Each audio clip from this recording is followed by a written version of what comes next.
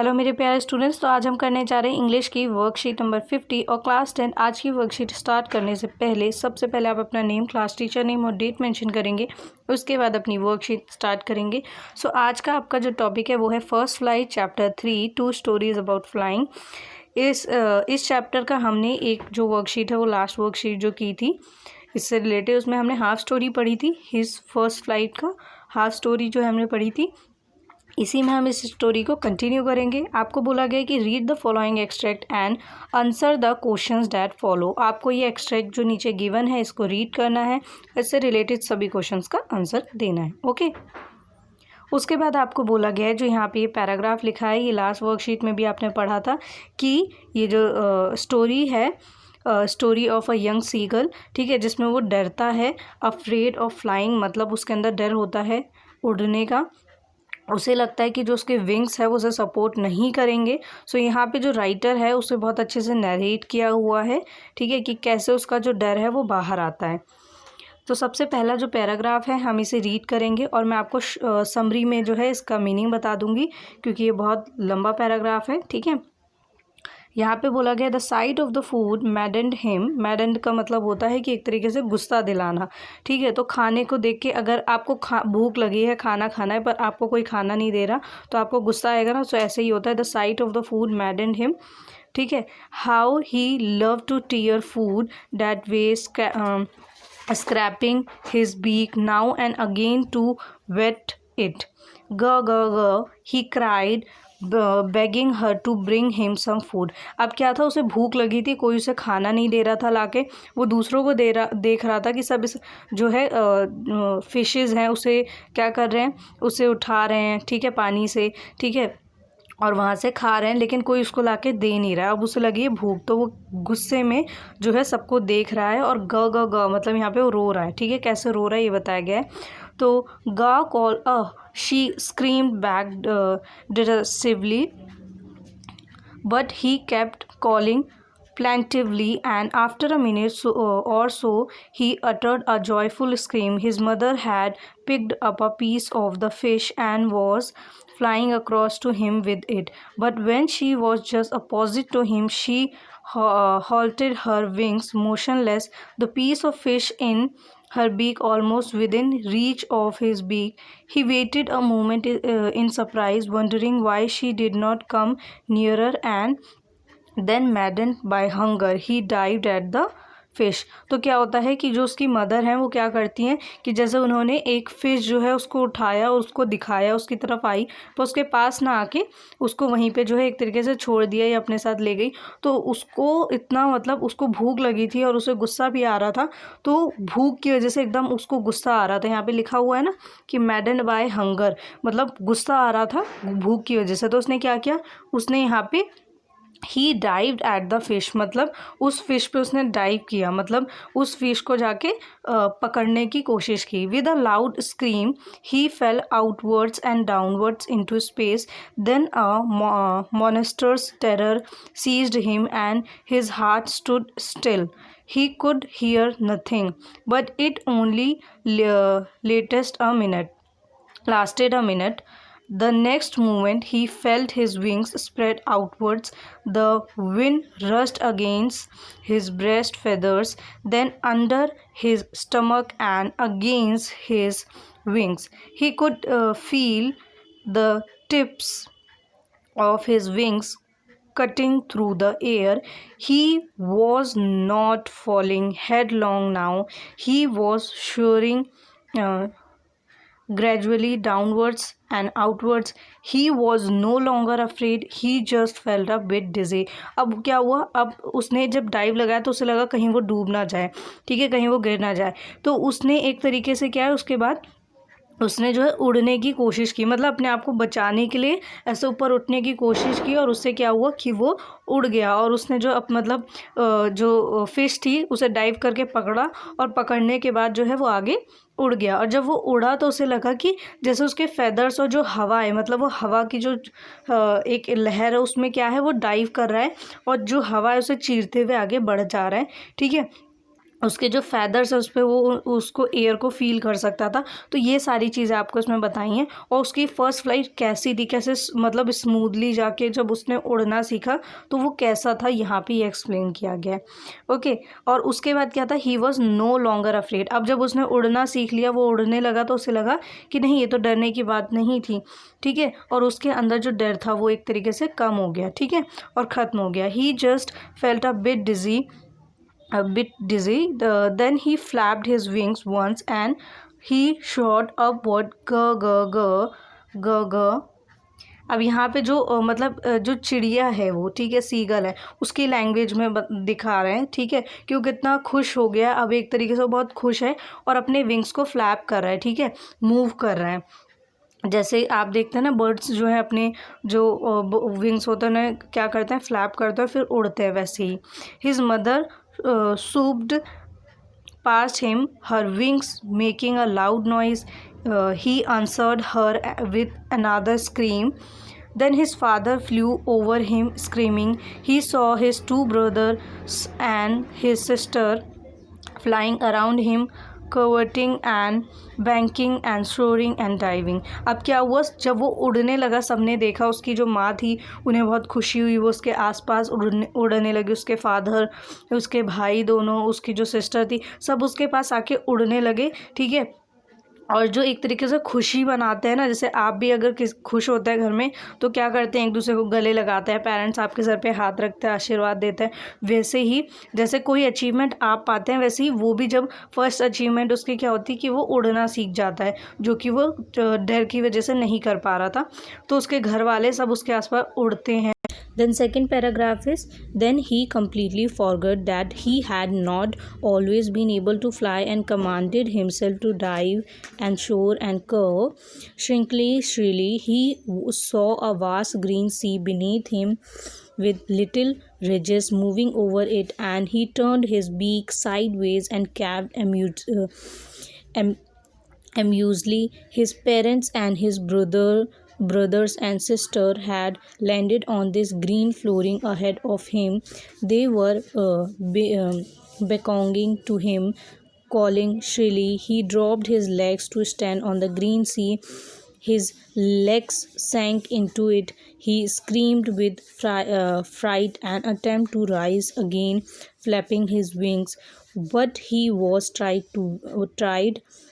tired and weak with hunger, and he could not rise, exhausted by the strange exercise. His feet sank into the green sea, and then his belly touched it, and he sank no further.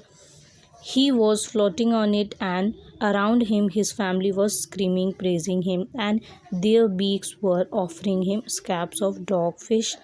He had made his first flight. इसमें बोला गया है आपको कि जब वो उड़ना उसने सीख लिया तो उसे समझ आता है कि उसने अभी तक अपनी जो विंग्स थे उन्हें कभी कमांड ही नहीं दी कि वो उड़ें, डाइव करें, कर्व्स लें। ठीक है, तो उसने कभी कमांड दी ही नहीं थी, इसीलिए उसके अंदर वो जो डर था वो बैठा हुआ था।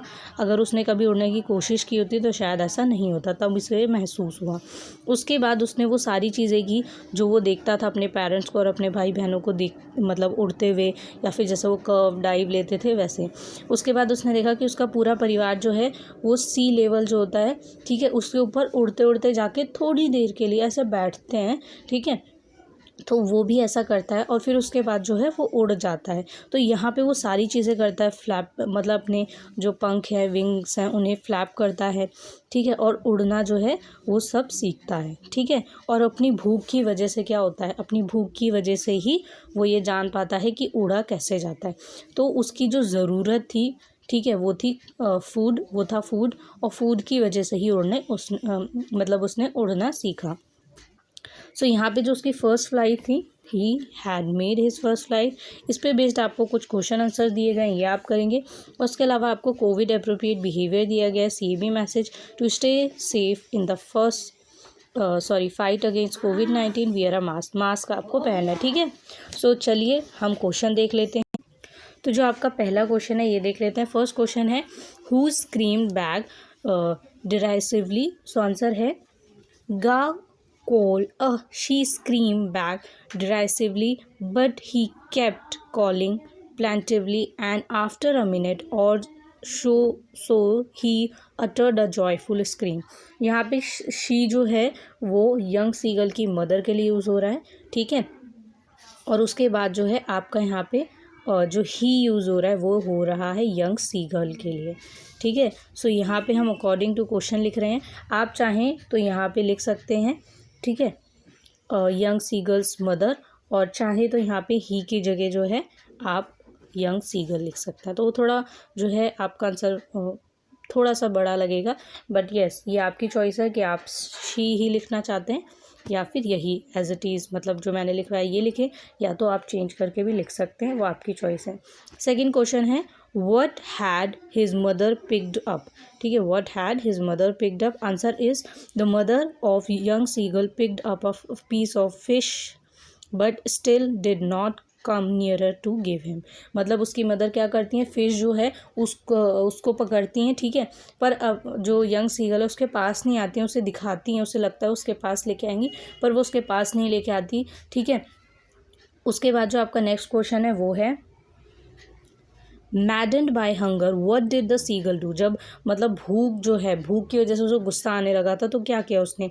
It was this irresistible hunger that compelled the young seagull to fly. His mother had flown towards him with a piece of fish but halted almost within reach of his beak. Maddened by hunger, he यहाँ पे kept होगा, ठीक है, left लिखा है, इसको के कर लेंगे एल की जगह, ठीक है। He kept at the fish completely forgetting his fear of flying. वो क्या करता है, जब उसको इतनी भूख लगी होती है और तो गुस्से, मतलब एक तरीके से गुस्सा भी होता है, भूख भी होती है, जिसकी वजह से वो क्या करता है, मतलब एक छलांग लगाता है, ठीक है। और उस छलांग में क्या होता है कि उसको होता है कि मुझे फ़िश पकड़नी है और मुझे खाना है, मुझे भूख लगी है। तो इस चक्कर में वो ये नहीं देखता कि मैं जो हूँ वो उड़ने के लिए जो हूँ आगे बढ़ गया हूँ, ठीक है। उसके बाद जो है नेक्स्ट क्वेश्चन वो है what has been called the green flooring. Green flooring किसे कहा गया। ग्रीन फ्लोरिंग जो है इसका मतलब है green flooring refers to the green surface of the sea का जो सरफेस है, ऊपरी हिस्सा, उसे क्या बोला गया, ग्रीन फ्लोरिंग। उसके बाद फिफ्थ क्वेश्चन है why did he scream with fright, ठीक है। सो इसका आंसर है he screamed with fright as he was gathering the courage to rise again and flap his wings. So अगर आप चाहें तो इससे यहीं तक आंसर लिख सकते हैं। यहाँ पे एक्सप्लेनेशन भी एक्स्ट्रा मैंने दी है, ठीक है, कि क्यों जो है ऐसा हुआ। सो यहाँ पे आप चाहे इसे भी लिख सकते हैं, ऐड ऑन कर सकते हैं, क्योंकि आप 10th क्लास के स्टूडेंट हैं, तो एक लाइन के आंसर्स आपके लिए सूटेबल नहीं हैं। एक लाइन के आंसर जो हैं वो आपको लिखने में जितने इजी लगते हैं वो मार्क्स जो हैं उतने ही कम गेन करते हैं। मतलब अगर आपको 2 नंबर से ज़्यादा का क्वेश्चन लिखना है या फिर 2 नंबर का भी क्वेश्चन लिखना है तो एटलीस्ट 3 या 4 लाइंस का होना चाहिए। जब आप 1 नंबर का क्वेश्चन कर रहे होते हैं तो उसमें आप जो है 1 लाइन का आंसर लिख सकते हैं। सो यहाँ पे एटलीस्ट अगर 2 मार्क्स इससे ज़्यादा का तो आपको इतना बड़ा या इससे बड़ा आंसर लिखना पड़ेगा। ओके, सो यहाँ पे एक्सप्लेनेशन है he got over his fear of water touch as he was floating in the water. The young seagull attempt to put some dog fish into his mouth that it was a caring in its beak. Then next question is, did the seagull drown in the sea? Answer is he did not drown. He started floating on the surface of the sea. Thus the seagull made the first flight of his life.